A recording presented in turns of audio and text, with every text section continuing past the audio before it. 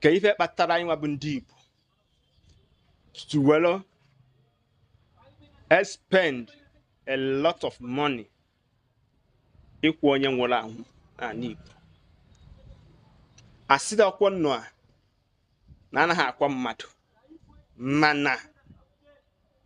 oge nne gị na nna gị nọ ndụ, ugboro one ka ị nyegoro fe akụ na ụba nke kpatara dịka nwafa nwoke maọbụ nwafa nwaanyị ka fa rie n'ọnụ fa wee gọọrọ gị ọfọ ndụ wee gọzie gị ka o wee dịrị gị na mma. Ọtụtụ kpatara akụ na ụba fa chefuzie nne na nna fa buru fe for complete 9 months, mụọ afa, pịchaa afa, zụọ afa, fa wee bụrụ mmadụ. Ugboro ole ka ị nyere ụmụ nwanne gị akụ na ụba gị, mana gee m ntị ka m gwa gị